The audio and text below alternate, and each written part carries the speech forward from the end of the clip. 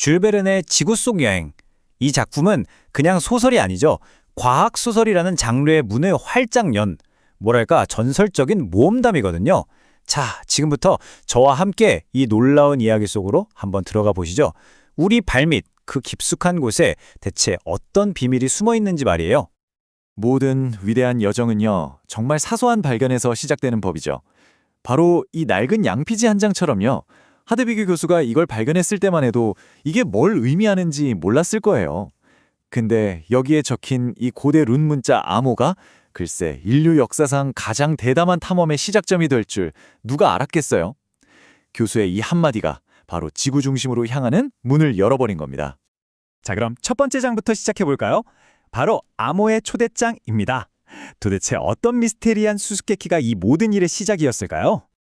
이 엄청난 여정의 주인공은 성격이 정말 정반대인 두 사람이에요. 한 명은 불같고 뭐랄까 좀 괴짜 같은 하드비히 교수, 그리고 다른 한 명은 매사에 조심스럽고 순종적인 조카 해리. 정말 상상이 안 가는 조합이죠. 근데 이 두 사람이 글쎄 16세기의 연금술사 아르네 사크누셈이 남긴 암호를 풀어내고 맙니다. 그 내용이 정말 충격적이었어요. 아이슬란드에 있는 어떤 화산을 통하면 지구 중심으로 갈 수 있다는 거였죠. 이건 그냥 지도가 아니었어요. 미지의 세계로 떠나라는 그런 초대장이었던 거죠. 자, 이제 두 번째 장으로 넘어갑니다. 미지로의 하강.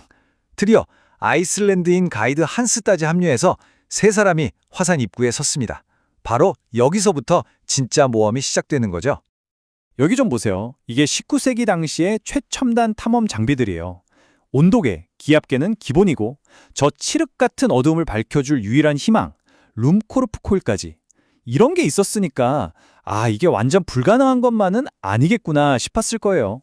이 장비들의 의지에서 미로 같은 화산 속을 막 헤매다가 드디어 바위에 새겨진 AS, 이니셜을 발견합니다. 맞아요. 바로 그 선구자 아르네 사크누셈이 남긴 표식이었던 거죠. 이제 길을 찾았으니 됐다고 안도하는 것도 정말 잠시였어요. 그들은 곧 지구 깊숙한 곳, 그 거대한 미로 속에서 길을 잃고 맙니다. 그런데 문제는 이게 끝이 아니었어요. 설상가상으로 팔펄 끓는 그 열기 속에서 마지막 남은 물 한 방울까지 다 떨어져 버린 거예요.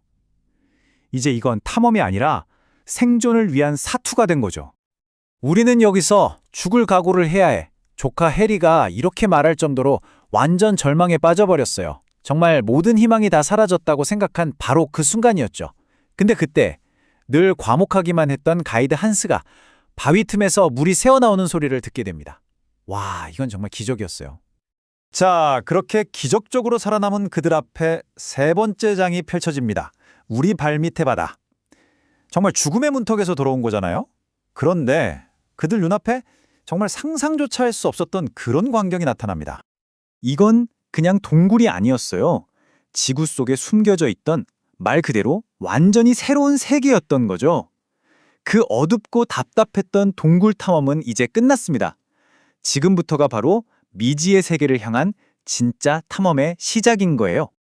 쥘 베른이 이렇게 묘사했죠.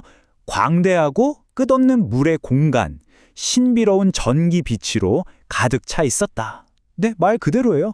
땅속에 거대한 바다가 있고 심지어 하늘은 스스로 빛을 내고 있었어요. 이게 말이 되나요? 해안가를 따라서 걸어보니까 집채만한 버섯들이 자라는 숲도 있고 심지어는 오래전에 멸종된 동물 마스토돈의 뼈까지 발견됩니다. 여기는 그냥 살아있는 선사시대 박물관이었던 거죠. 자, 네 번째 장으로 가볼까요?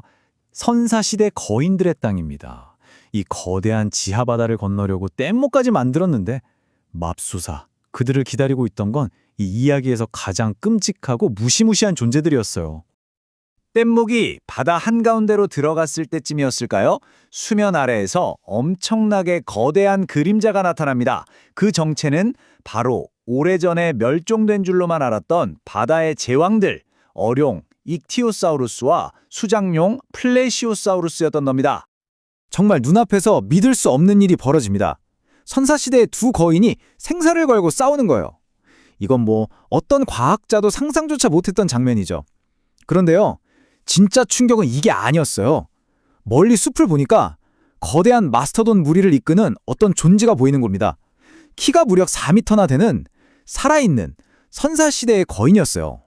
자, 이제 5번째 장, 지상으로의 분출입니다. 이 엄청난 발견들을 뒤로하고 이제는 지상으로 돌아가야 할 시간이죠. 그런데 거센 폭풍우에 휩쓸려서 낯선 해안에 도착했는데 거기서 또 사크노쌤의 이니셜을 발견해요. 문제는 돌아갈 길이 거대한 바위로 꽉 막혀 있었다는 겁니다. 그래서 그들이 세운 계획은 정말 절박하고 위험천만했어요. 바로 건코튼이라는 폭약을 써서 바위를 그냥 날려버리자는 거였죠. 하지만 이건 엄청난 계산착오였습니다.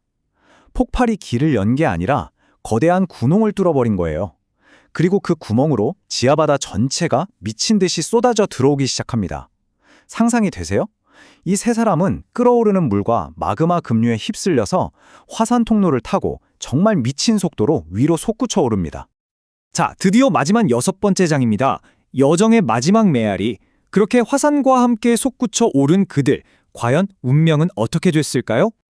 자, 이 숫자 좀 보세요. 1200리그. 이게 어느 정도냐면요. 약 5800km예요. 그들이 지구 속에서 이동한 정말 경이로운 거리죠. 그들은 이탈리아에 있는 스트롬볼리 화산에서 지중해의 눈부신 햇살 속으로 말 그대로 뿜어져 나옵니다. 결국 고향 함부르크로 돌아와서 하드비기 교수는 당연히 위대한 과학 영웅이 됐고요. 조카 해리는 그토록 보고 싶어 했던 연인 그레첸과 결혼하면서 이 대단한 여정에 막이 내립니다. 물론 줄 베른의 이 여정은 소설 속 이야기, 그러니까 허구였죠. 하지만 이 이야기는 우리에게 이런 질문을 던지는 것 같아요. 우리가 매일 밟고 서 있는 이 땅 밑, 그리고 우리가 아직 가보지 못한 저 미지의 세계에는 또 어떤 진짜 경이로운 것들이 숨어 있을까요? 어쩌면 인류의 가장 위대한 발견은 아직 시작조차 하지 않은 건 아닐까요?